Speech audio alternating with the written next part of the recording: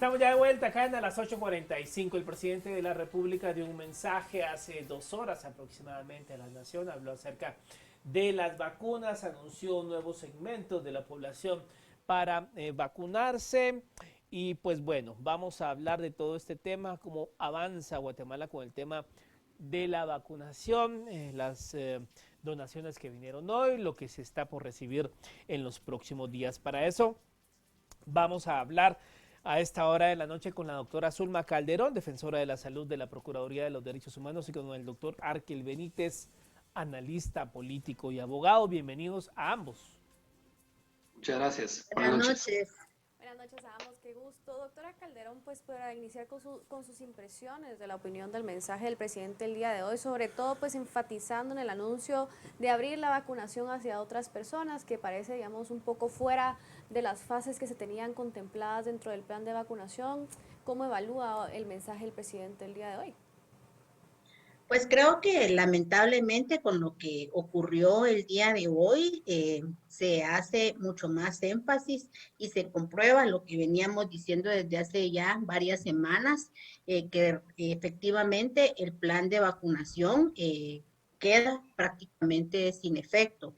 Ya se venían irrespetando constantemente las fases de vacunación y hoy ante este anuncio de esta incorporación de estos nuevos grupos de personas al plan que no estaba contemplado dentro de las fases ni en las adendas que el mismo Ministerio de Salud había realizado hace algunas semanas, pues prácticamente se invalida. Es importante también que mencionemos que efectivamente la incorporación de el abrir la vacunación a este nuevo grupo de personas no se menciona bajo qué sustento o bajo qué evidencia científica se está haciendo. Se desconoce cómo se tomó técnicamente la decisión y esa es una de las nuevas interrogantes, es una de las nuevas situaciones que se debe de poner sobre la mesa, tomando en cuenta que tampoco tenemos certeza de que tengamos disponibilidad sostenida de las vacunas. Hay que recordar y por sobre todo no perder de vista que entre el 70 o el 75% del ingreso de vacunas que hemos recibido en este momento corresponden a donaciones. Y hasta hoy seguimos con esa interrogante, la incertidumbre de saber qué va a pasar efectivamente con el contrato de las vacunas Sputnik, que todavía tiene incertidumbre también a un grupo importante de alrededor de 300,000 personas que no tienen garantizadas aún la segunda dosis, el segundo componente de esta vacuna. Doctor Arkel Benítez, iniciaría también, digamos, con la misma pregunta, su lectura de este mensaje del presidente de la República. ¿Por qué dar un mensaje? Las implicaciones que esto conlleva en cuanto a opinión pública. ¿Cómo lee usted este mensaje del presidente con la información que dio? Gracias, Mario. Buenas noches a todos. Bueno, mi lectura es una lectura política. Creo que la licenciada Zulma Calderón deja abierta, digamos, esa posibilidad para distinguir entre si hay evidencia científica o si se trata de una decisión puramente política. Yo esta conferencia de prensa la veo como una de las conferencias tal vez más estratégicas del presidente, desde el lenguaje verbal y no verbal. Me parece que está llegando a un segmento de la población que en este momento, desde el punto de vista del ejercicio del poder, desde el punto de vista del ejercicio político de la presidencia, me parece que es estratégico, digamos, incluir, por ejemplo, periodistas, comunicadores, incluir universitarios. Y me hace eco las palabras de la licenciada Zulma porque cuando uno revisa, digamos, la población desde el punto de vista demográfico, digamos, de la población universitaria, en realidad Guatemala no se caracteriza por ser un país con una población densa en las aulas universitarias. Adicionalmente a ello, hay que también tomar en cuenta que muchas universidades, me parece que 15 casas de estudio se refirió el presidente, están trabajando por vía Zoom, recibiendo clases vía Zoom. Creo que ahí de alguna manera habría que tener una lectura, Mario, acerca de qué grupos son los que van generando de alguna manera en redes sociales los movimientos en contra del presidente. Bienvenida sea la vacuna, bienvenida sea la donación de Estados Unidos, de España, que viene para vacunar a la población. Ojalá que las personas de 40 años se tomen en serio este tema de incorporarse también al registro de la vacuna.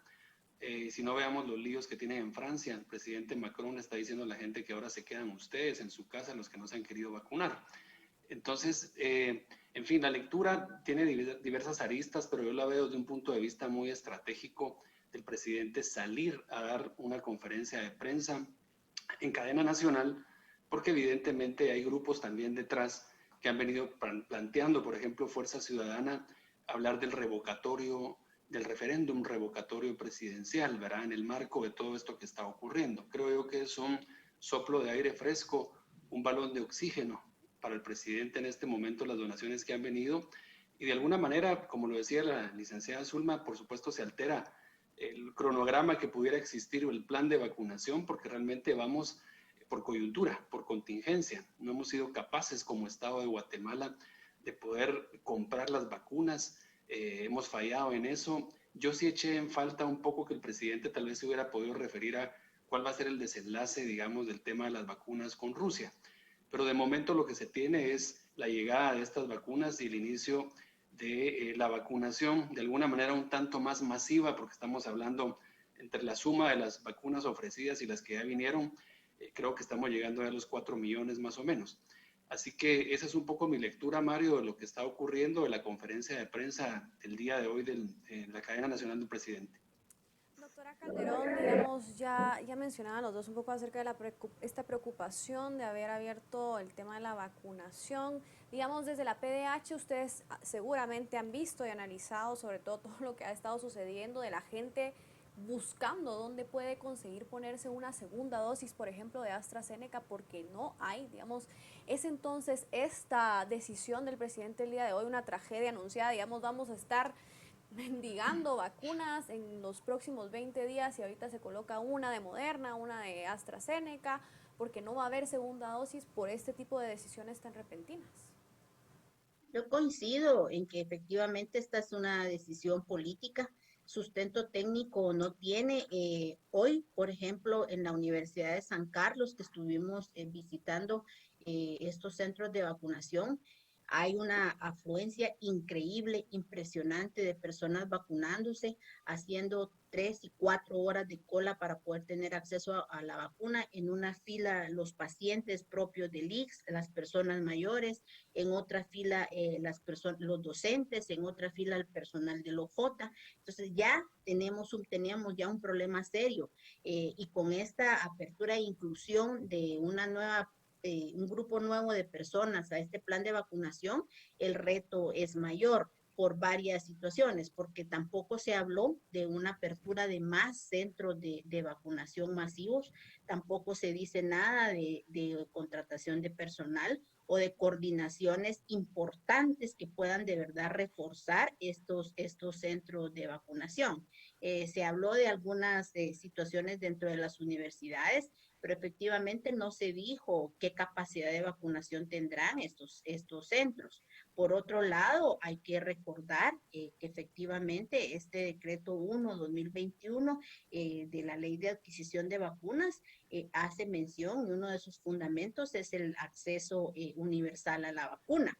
Sin embargo, con estas decisiones estamos nuevamente haciendo el fallido plan de vacunación que ya teníamos, más excluyente todavía y más inequitativo. Hay que recordar que prácticamente hemos dejado relegados, por ejemplo, a grupos importantes que son grupos en condición de vulnerabilidad, como las personas con enfermedades crónicas que hasta el momento no se han logrado ni registrar, y que el enfoque nuevamente se refuerza que el enfoque de toda la implementación del plan de vacunación sigue estando concentrado en las áreas urbanas. Y eso es sumamente peligroso y es también nuevamente una situación de vulneración a derechos. porque efectivamente, ¿dónde queda entonces ese acceso universal a la vacuna? Ahora bien, doctor Arkel Benítez, digamos, en medio de todo esto, uno se puede dar un paseo por las redes sociales ahorita a esta hora de la noche y poco después de que el presidente habló, y la gente se sigue cuestionando de por qué el presidente no habla y no quiere abordar el tema de las vacunas Sputnik. No queda claro el tema de ese contrato, de la opinión pública, desaparece la figura de la ministra Amelia Flores y la gran incógnita es qué va a pasar con todo este tema, porque si bien es cierto, pues qué bueno que hay vacunas y la gente se puede vacunar, lo cierto es que hemos estado a pura donación, o sea, se aprobaron 190 millones de dólares el año pasado en el Congreso y por donde uno ve, todo ha sido donación. ¿Cómo el presidente va a apostar a que a la gente se le olvide? Está apostando a, digamos, desgastar los grupos que lo están cuestionando, granjearse, digamos, que baje la presión por parte de jóvenes universitarios, periodistas. ¿Cómo ve usted el panorama? Sí, bueno, el presidente en realidad lo que tiene que hacer es defender su poder, ¿verdad? Eso es un mecanismo de defensa de cualquier jefe de Estado, de cualquier presidente. Ahora, sí es cierto que lamentablemente un presidente, Mario, también necesita de funcionarios de la más alta calidad que lo acompañen en el gabinete de ministros. Y aquí, pues me refiero a la ministra de Salud, a la doctora Amelia Flores. Yo sí creo que ha hecho una muy mala gestión, ¿verdad? Creo que el canciller ha hecho una mala gestión. Y creo yo que, por ejemplo, la misión que se hizo a Rusia a renegociar un contrato que el canciller dijo que no lo había leído, entonces, ¿cómo vas a ir a renegociar un contrato que no has leído? Esto de verdad realmente es algo inaudito, ¿verdad? Creo yo que probablemente a esa delegación el presidente pudo comisionar, conforme lo establece la Constitución Política de la República, al vicepresidente de la República para elevar el nivel de la misión diplomática que fue a Rusia. Quizá el vicepresidente, siendo abogado, tal vez sí se hubiera leído el contrato, ¿verdad? En la Constitución es clara de que el presidente puede comisionar para misiones internacionales y diplomáticas específicas al vicepresidente de la República. Esa es una de las funciones del vicepresidente. Quizá elevando el nivel de diálogo o de interlocución, probablemente, no digo que el presidente Putin hubiera recibido al vicepresidente, que eso no va a ocurrir, pero creo que Guatemala hubiera elevado el nivel. En el lenguaje diplomático eso sí importa, eso sí es un tema significativo. Me parece que a estas alturas lo que sigue habiendo es una serie de contradicciones dentro del Ministerio de Salud. Y pues ahora, pues creo yo que es un balón de oxígeno para el presidente, pues esta donación, poder recibirla. Y como bien dices, Mario, no solo estamos hablando de los 30,000 millones aprobados por el Congreso. Guatemala tiene 18,000 millones de dólares en reservas monetarias internacionales en los bancos, mejores bancos del sistema internacional, digamos, formal. Eso es un ahorro de los guatemaltecos, ¿verdad? Una situación donde se te está muriendo la gente, pues sacar los ahorros. Todas las familias que se han curado en lo privado de esta enfermedad han tenido que echar mano de los ahorros. Pues lo mismo debe hacer Guatemala y negociar con entidades de alta credibilidad, como son los intermediarios bancarios, donde están las reservas internacionales de Guatemala, por ejemplo, que son del más alto prestigio, y poder hacer compras directas de las vacunas de la mejor calidad. Yo creo que se pudieron haber hecho muchas cosas. Un presidente tiene que tener 1,000 cosas en el día, 1,000 temas que atender en el día, y para eso están los ministros, para eso está su vicepresidente también. Yo creo que hay que tener una lectura también un poco más amplia acerca de lo que deben de hacer los ministros. ¿Qué va a pasar con la ministra? Pues ya hay procesos entablados en la Corte de Constitucionalidad, incluso en la Fiscalía. No sabemos si va a tener un desenlace muy parecido a esta ministra, el que tuvo el ministro Bienvenido Argueta en su momento, en tiempos del presidente Colón, cuando la Corte de Constitucionalidad ordenó la cesación del cargo de él, ¿verdad? Destituirlo. No sabemos qué vaya a pasar. En este momento yo creo que lo que hay que es concentrar de verdad en que nos digan cómo van a vacunar a las personas, ¿verdad? El hecho de que la logística del ICS se encargue de vacunar a toda la gente y que ellos se encarguen. Es cierto, hay que respetar la autonomía del ICS, pero creo que aquí debería haber una unidad un poco más centralizada para el tema de las vacunas, utilizando, sí, los mecanismos de descentralización de la salud, en donde sí entra el ICS, pero dejarle el ICS, creo yo que este tema tan sensible para que ellos se encarguen de la logística, de verdad espero que funcione. Creo que de momento no está funcionando. Doctora Calderón, usted mencionaba un punto sumamente importante en su intervención anterior, que es el tema de la vacunación en el interior del país. Digamos, ¿cómo evaluar esta vacunación? Sobre todo porque pareciera que, como usted bien ha dicho, el tema se ha centralizado, ¿verdad? La vacunación ha sido prácticamente en la ciudad capital, aquí se enfocan los esfuerzos, pero pareciera que se ha descuidado en otras partes del país. Desde la PDH han dado un seguimiento a esto, ¿qué diagnóstico y qué se ha observado también? Lamentablemente, el 45%, alrededor del 45% de la vacunación se ha realizado con este énfasis urbano, como mencionábamos, y se ha dado en el departamento de Guatemala.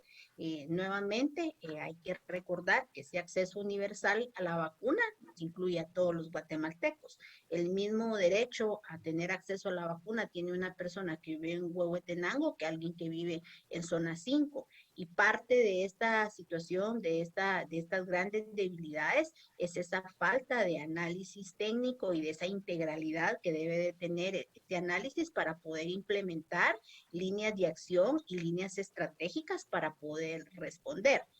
Hoy por hoy, efectivamente, dentro del Ministerio de Salud, cada citación o cada día que vamos a estas reuniones en el Congreso de la República, logramos, se fortalece esa sensación que teníamos al principio de que prácticamente todo el tema de la vacunación está concentrado en la señora ministra. No tenemos un punto focal, un equipo técnico que sustente cómo se está llevando a cabo esta situación y uno de los fracasos más importantes que hemos tenido y que hoy se ha convertido en una debilidad terrible es la forma en que el ministerio está comunicando, que prácticamente no comunica nada. Ustedes ven las redes sociales desde la semana pasada inundadas de mensajes de personas informándose unos a otros en dónde están aplicando primera dosis, en dónde están aplicando segunda dosis, a qué horas cierran los puestos de vacunación. El ministerio ha sido incluso incapaz de poder transmitir esa información tan importante a la gente, a la población que está reclamando la vacuna, a extremos de que hemos tenido personas, gran cantidad de guatemaltecos, en prácticamente una romería durante más de 2 semanas buscando segunda dosis de vacuna Astra, por ejemplo. Todas esas son situaciones que si contáramos por lo menos con una orientación técnica importante y fuerte dentro del Ministerio de Salud, un equipo que sustentara todas estas decisiones, no deberíamos de estar enfrentando bajo ningún punto de vista. Ahora bien, doctor Arque Benítez, digamos, este donativo que viene hoy del gobierno de los Estados Unidos, 3 millones de vacunas Moderna, pues digamos, esto en teoría se traduce a 1,5 millones de personas vacunadas, tomando en cuenta que son 2 dosis. Pero al final, pues no se sabe si a las que le faltan la segunda dosis de AstraZeneca se le va a poner algunas de Moderna, no lo sabemos. Lo cierto es que, digamos, ahorita hay como que un respiro, pero ¿qué va a pasar en 2, 3 semanas? O sea, usted ve en el panorama que vengan vacunas Sputnik, que vengan más del mecanismo COVAX, porque estamos hablando que 1,5 millones de personas tan solo aquí en el departamento de Guatemala, tomando en cuenta la ciudad capital y los municipios aledaños que son ciudades dormitorio, viviremos exagerando 4,5 millones de personas. Y el resto del país, ¿qué puede pasar? ¿Cómo ve usted, digamos, luego de esta bocanada de aire de hoy, el devenir de aquí a 4 o 5 semanas? Sí, preocupante porque ya no solo depende directamente del presidente, también depende de los ciudadanos, Mario, y aquí yo creo que hay que hacerle un llamado a la ciudadanía también para que la ciudadanía ponga de su parte. A mí no me gustó algo de la conferencia y fue que pareciera que solo se juega en la cancha con el alcalde de la ciudad capital. Son 340 alcaldes, los 339 alcaldes restantes están librando una batalla también significativa sin que el presidente les eche flores o les pida ayuda o lo que sea.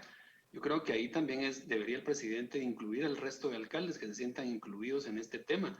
Si tienen los alcaldes que ir a hacer plan hormiga, que lo vayan a hacer, y sé que muchos sí lo han estado haciendo, ¿verdad? Están bastante preocupados, tomando decisiones en consejos municipales para hacer vinculante las decisiones de gobernanza local que se surgen precisamente de la preocupación de los municipios.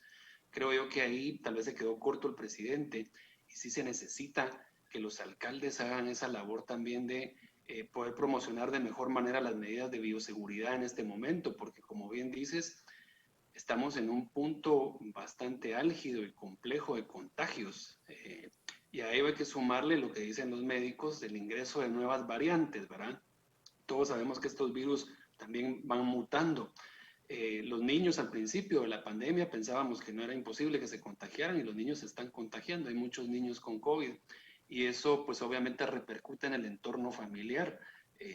Digamos, el núcleo de las familias guatemaltecas muy tradicional se compone también hasta de los abuelos, ¿verdad?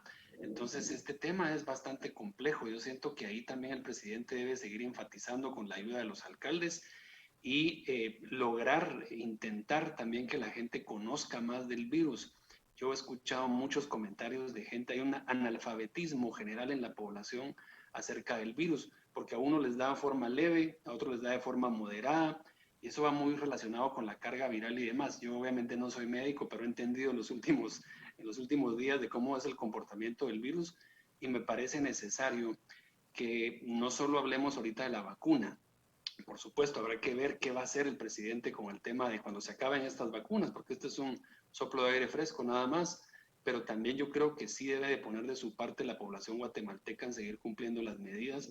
Todos hemos visto situaciones, ¿verdad? Parrandas, fiestas, lugares, aglomeración de personas sin mascarilla, y en el interior del país, de verdad, tuve la oportunidad de hacer un viaje a Mazatenango hace más o menos 25 días, 30, y sí me pude dar cuenta de que la gente entre Mazatenango y Quetzaltenango, mucha gente no tenía mascarilla, cero medidas de bioseguridad. Entonces yo creo que esto también es importante precisamente para no propagar más este virus, y tomando en cuenta que somos un país lamentablemente muy débil para poder negociar internacionalmente la compra de vacunas. Doctora Calderón, hablando un poco acerca de, pues, de soluciones, digamos, hacia dónde enfocar, digamos, todo este desastre y sobre todo del seguimiento que le dan ustedes desde la PDH, ¿qué recomendaciones al tema del plan de vacunación en sí? ¿Cómo mejorarlo? ¿Cómo reforzarlo? Sé que es una pregunta difícil, pero digamos, ¿por dónde podríamos ver luz verde en este desastre? Es importante en este momento sustentarnos y conocer las experiencias que han tenido otros países que obviamente nos han superado en este tema, que prácticamente son todos, ¿verdad? Entonces, necesitamos, por ejemplo, abrir los servicios de salud como centros de vacunación. Esa ha sido una de las estrategias importantes que han tenido otros países, incluyendo El Salvador. También acercar todos los servicios de vacunación hacia la población. Hay que recordar que la estructura, como se vacuna en Guatemala, está basada en el tema territorial. Es ahí donde tenemos experiencia. Si bien es cierto, esta vacuna es nueva y hay otros retos, porque hay que recordar que si recibimos una cantidad importante de vacuna Pfizer, eso también representa un nuevo desafío por el tema de la cadena de frío. Pero todas esas son líneas que pueden explorarse, que pueden implementarse, pero que también hay que recordar que deben de ir de la mano con esas medidas de prevención, de contención, de mitigación, que deben de estar sustentadas en ciencia, deben de estar sustentadas en los análisis epidemiológicos, porque hoy por hoy, ante esta situación tan crítica que enfrentamos de más de 10,000 personas fallecidas y más de 300,000 casos, la vacuna no es la única solución. Tiene que ir acompañada con esta respuesta integral que como país tenemos que tener y que también hay que resaltar que es algo que supera al mismo Ministerio de Salud. Ya para finalizar también, doctor Arkel Benítez, su alocución final respecto a todo este tema, la situación que vive el país y sobre todo pues la demanda legítima que hay de la ciudadanía en cuanto a que se obtengan más vacunas y también esclarecer qué ha pasado con todo este tema del contrato de las vacunas Sputnik. Sí, yo creo que son tres carriles básicamente, Mario y Marinés, los que tiene el presidente. El primer carril, que es el prioritario, es la búsqueda incansable de poder nutrir de vacunas a Guatemala, ¿verdad? Para lograr ese acceso universal al que se refería la licenciada Zulma, ¿verdad? Que tengamos todos el derecho a la vacuna, es el primer carril. El segundo, en orden de prioridades, pues es continuar enfáticos en las medidas de bioseguridad para la mitigación de la pandemia. Y el tercer tema es un tema paralelo de no menor importancia, pero creo que en ese orden va en tercer punto, es el tema de los contratos, el contrato con Rusia.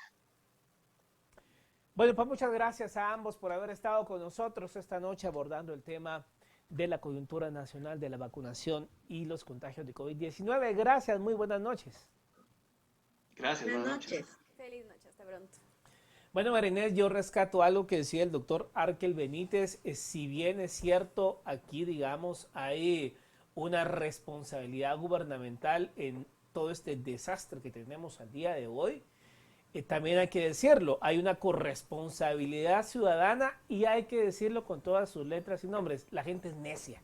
Claro. La gente sigue siendo necia y hasta que no hay un enfermo en casa, hasta que no hay un muerto en casa, la gente no entiende. Y esta es una responsabilidad compartida.